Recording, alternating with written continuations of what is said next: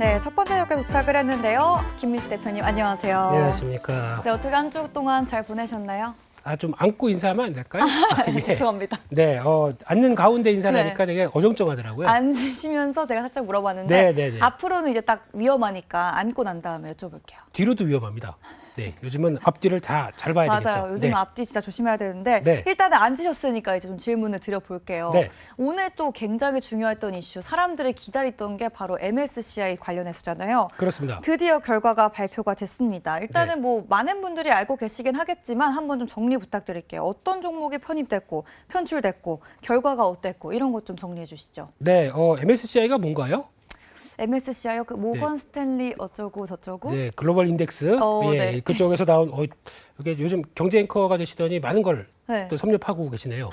축하드립니다. 예, 그래서 네. 이게 왜 중요하냐면은 네네. 글로벌의 중요한 그러니까 즉 코스피 지수, 뭐 코스닥 지수 이런 것처럼 글로벌 전반적으로 하나의 지수가 편입이 만들어 가고 있는데 거기서 이제 지금 핫한 종목들 아니면 많이 올라서 어느 정도 유동 비율도 좀 되고 거기서 충분히 들어갈 수 있다는 종목들 같은 경우는 계속 편입시켜주고 인기 없는 종목들 탈락시키고 생각보다 거래량 안 되고 이런 것들은 굳이 있어봐야 뭐 하겠느냐. 편출, 편입 이게 계속 꾸준하게 이어집니다. 네네. 이런 쪽에서 이번에 8월 달에 들어가서 오늘 발표가 됐었죠. 거기서 나오는 종목들이 보니까 이번에 편입된 게 에코프로. 에코프로. 네, 거기다 깜짝 놀랐습니다. 한미반도체가 다음 분기 정도쯤에 들어가지 않겠느냐. 11월 달에. 네, 그렇게 얘기를 했었는데 오히려 이번에 깜짝 들어갔네요. 그러다 보니까 그래서 반도체 쪽에서 그나마 제일 강하지 않았느냐 네. 이렇게 바라보고 있는데 거기다 한화오션, JYP 엔터 이런 쪽으로 편입이 되다 보니까 아무래도 MSCI 들어가게 되면은 그에 따라서 보통 지수가 있고 그럼 거기를 추종하는 자금들이 있죠. 네. 이게 뭐 얼마가 많답니다. 아주 많은 돈들이. 네네. 네, 그래서 그걸 추종해서 들어오다 보니까 편입이 되게 되면 거기 따라서 들어온다라고 그래서 보통 한 1조에서 1조 7천억 이런 쪽으로도 얘기하는데 그런 쪽으로 이제 시가총액 대비해서 들어오겠죠. 네, 그렇기 때문에 거기에 대해서 기대감이 높아지는 현실이긴 한데 네. 이제 이게 어느 정도 좀 알고 있던 사실이죠. 그렇죠. 이제 수급 이벤트 같은 경우는 이걸 통해서 뭐 한 달 동안에 그걸 통해서 쭉 올라간다. 오히려 그 다음이 별로 안 좋습니다. 그 네. 전까지는 좋았다가 딱 편입 결정되고 오히려요? 그럴 수가 있겠죠. 네, 그래서 네. 이게 어떤 펀더멘탈적이 아니라 수급에 따라서 움직이는 것 정도로만 보셔야지 이게 앞으로 주가를 계속 끌어당길 하나의 중요한 빅 이벤트다라고 하는 거는 조금 생각보다 많이 나갈 수 있는 그런 상황이라고 봐야 될 것 같습니다. 네, 그럼 그래서 그런지 오늘 좀 이 편입이 되게 기다리는 이슈였잖아요. 네. 주가의 방향성이 좀 갈렸습니다. 아까 말해주셨던 대로 한미반도체나 JYP 같은 경우에는 어쨌든 상승 마감을 했고 에코프로랑 하나오션은 조금 빠지는 모습이었는데 네. 비슷한 맥락의 이유일까요? 그렇죠. 일단 이제 들어간다. 그러니까 한 세 종목 정도는 다 알고 있었습니다. 그 정도가 갈 가능성이 뭐 90 몇 프로씩 되다 보니까 네네. 거의 들어가겠지라고 생각했는데 막상 들어오다 보니까 알고 있었던 뉴스죠. 네, 그래서 그냥 그렇다고 해서 뭐 큰 폭의 변화는 없었는데 네네. 보니까 JYP 엔터가 시간외로 좀 낙폭이 큰 것 같습니다. 그러니까요. 네, 한 뭐 9% 이상 낙폭이 큰데 이거는 뭐 MSCI 이슈는 아닌 것 같고요. 네네. 실적 발표를 했는데 실적은 잘 나왔습니다만 네. 저희가 눈높이가 너무 높았었죠. 이번에 한 뭐 500억 이상 영업이익 나올 수 있다라고 얘기를 했는데 그보다 못한 한 470억대가 나오다 보니까 네네. 거기 때문에 기대감이 높았던 부분들이 좀 주가에 대한 영향을 크게 나오지 않느냐라는 쪽인데 그렇다고 해서 9% 정도까지 빠지는 건 좀 그러게요. 오버하는 것 같거든요. 시간에서 많이 흘러내렸네요. 네, 그래서 일단 다음 주 초에 변화 흐름들 보고 네. 거기다가 또 대응 전략을 짜야 될 것 같습니다. 일단은 다음 주 시작을 좀 봐야 될 것 같고요. 네. 어쨌든 간에 MSCI 이슈에서 가장 많이 언급이 된 게 에코프로잖아요. 에코프로 이제 편입 이후에 편입이 반드시 상승을 이끄는 건 아니라고 이야기는 하셨지만 네. 전망은 좀 어떻게 될까요? 전망은 좋습니다.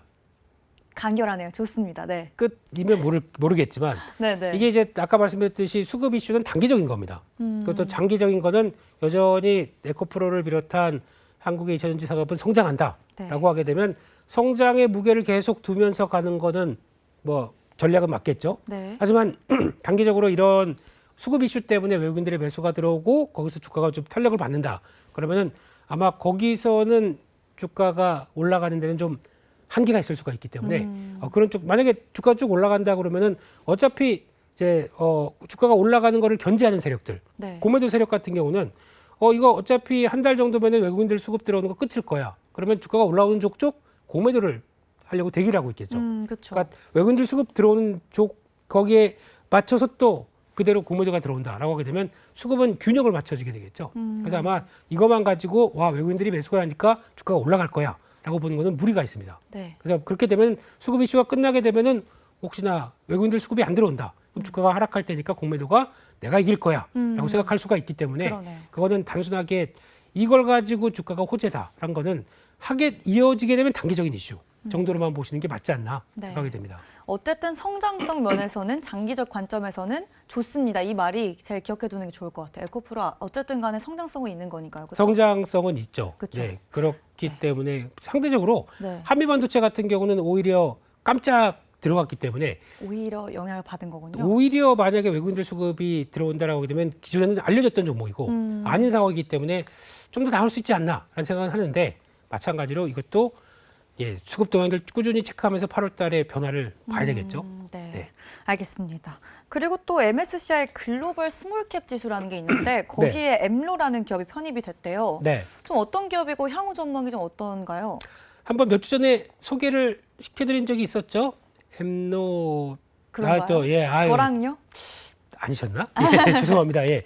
네. 제가 깜빡깜빡합니다. 네네. 근데 엠노 같은 경우는 일단 저희가 보통 얘기는 SCM, Supply Chain Management라고 하는 좀 있어 보이죠? 네. 이쪽에 대해서 그러니까 공급망 관련된 쪽에서 어느 정도 AI나 아니면 클라우딩을 활용해서 어느 정도 서비스를 하는 약간 예전에 공급망 관련된 어떤 소프트웨어를 하지만 약간 지금 최신의 기술까지 붙이다 보니까 상대적으로 부가가치가 더 높아지는 이런 현상이 나오겠죠. 네. 그런 쪽에서 지금 이 회사가 지난 삼성그룹에 편입이 됐습니다. 인수가 됐죠. 네. 삼성 SDS 쪽으로 지분 한 33%가 넘어가면서 이제 대주주는 삼성 SDS가 되는 상황으로 바뀌었죠.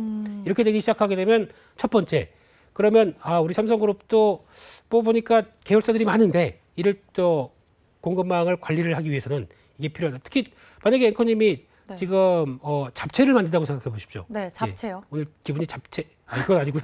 잡채를 만드는데 네네. 잡채를 만드는 공장을 운영하는데 그 공장을 운영할 때 보면은 당면 들어가야 될 것 같고 야채 들어가야 되고 고기 들어가고 하는 이런 것들을 네. 그러니까 지금 오늘 보니까 날씨가 덥다 보니까 사람들이 잡채를 덜 먹어요. 그러면 오늘은 양이 좀 줄겠구나. 네. 그러면 그거에 따라서 날씨라는 변수와 아니면 사람들이 오늘 보니까 요즘 기분이 별로 안 좋아서 잡채를 많이 먹을 것 많이 같아요. 먹고. 그런 네네. 기분이 안 좋으면 많이 먹나요? 네, 하여튼 잡지니까요, 기분이. 이제 알아들으시네요. 예. 그럼요. 그러니까, 이렇게 됐을 때는 또 양이 네. 많이 그날은 많이 필요하겠죠. 그쵸, 그쵸. 네. 이런 식으로 어떤 제품을 어떤 때는 많이 만들고 이렇게 적게 만들고 할 때 그때 각각 맞춰서 이런 공급망들을 딱딱 AI가 날씨 같은 경우나 아니면 사람들의 트렌드나 변수까지 다 맞춰서 같이 적용을 할 수 있다. 네네. 그러면 훨씬 더 기업들의 입장 쪽에서는 효율적이가 되겠네요. 빙고. 그렇죠. 네, 그러다 보니까 그런 게 가장 필요하겠죠. 이게 삼성그룹도 마찬가지고 또 미국의 기업과 협력해서 해외까지 나가겠다라고 보는데 지금은 실적이 별로 안 나옵니다. 네. 2분기 실적 같은 경우도 생각보다 일회성 비용이 많았다고 하는데 잘 보시게 되면 이게 내후년 정도면은 영업이익이 1,000억까지 바라봅니다. 우와. 거의 지금은 몇 억대, 몇십억대에서 왔다 갔다 하는데 네. 그 정도까지 확장할 걸로 예상을 하고 있습니다. 그러다 보니까 이렇게 주가가 각광을 받는 거라고 봐야 될 것 같습니다. 또 편입 이슈도 있지만 오늘 주가가 오른 게 이렇게 어쨌든 간에 기업 자체가 좀 탄탄하고 미래의 성장성이 있기 때문인 것 같고요. 네. 그렇다면 저희가 MSCI 이야기를 해봤잖아요. 편입된 종목 중에 아니면은 또 11월 편입이 예상되는 종목 중에 눈여겨보시는 종목이 있을까요? 네, 제가 나오면은 매번 AI 아니면 로봇 관련된 이런 쪽 많이 말씀드렸었죠. 네. 그래서 이번에도 로봇 쪽입니다. 로봇 조금 아직 편입이 안 된 거죠, 이거는? 이번에 되는 종목입니다. 이번에 되는 네, 이번에 종목이요? 편입되는 종목 중에서 네. 한 31가지가 있습니다. 31가지 쫙 하고 다 불러드리고 싶지만 네네. 그걸 또 비교 분석을 쫙 해드리고 싶지만 그 중에 그래도 눈에 띄는 큐렉소. 큐렉소요. 네, 이 회사가 정확하게는 이제 로봇 관련된 회사인데 네. 정형외과에 들어가는 수술 로봇 같은 아. 경우가 있고요. 거기다 재활 치료 로봇 같은 게 있는데 여기서 이제 또 들어가는 인공관절 보형물. 오. 이제 인공관절이 이쪽도 이제 매출이 그렇게 크진 않지만은 네. 그쪽에 대해서도 좀 비가 오게 되면 좀 시려요. 앞으로 커질 것 같아요. 그리고 고령화 사회가 되니까. 벌써부터 네. 이러다 보니까 네. 이런 것들이 좀 필요한 시장들이 말씀하셨듯이 커지기 시작하겠죠. 네, 네. 이런 것도 하나의 성과로 나오는데 최근 들어서 해외 쪽에 돌파를 하겠다라는 쪽에서 성과를 조금씩 내기 시작하게 되면 이쪽도 또 하나의 수술 로봇 같은 경우도 어느 변화가 될 수 있겠다라는 쪽이고 지금 미국에서 가장 또 강한 수술 로봇 쪽에서 서지컬 인스튜티브 같은 경우는 있어 보이죠? 네. 서지컬. 네. 이 회사 같은 경우는 벌써 PR이 상당히 높습니다. 그렇게 되면은 이제 성과가 나오는 것보다 앞으로의 성장성을 더 반영한다는 측면들이 높겠죠. 그런 측면을 봤을 때 큐렉소도 그런 길을 가지 않겠느냐라는 쪽에서 눈여겨봐야 될 것 같습니다. 네, 알겠습니다. 첫 번째 역에서 MSCI 편입 편출 이야기 나눠봤는데요. 관련해서 로봇 기업인 큐렉소를 관심 종목으로 제안해 주셨습니다. 그럼 다음 역으로 이동해 보겠습니다. 이로운 경제 채널 EBC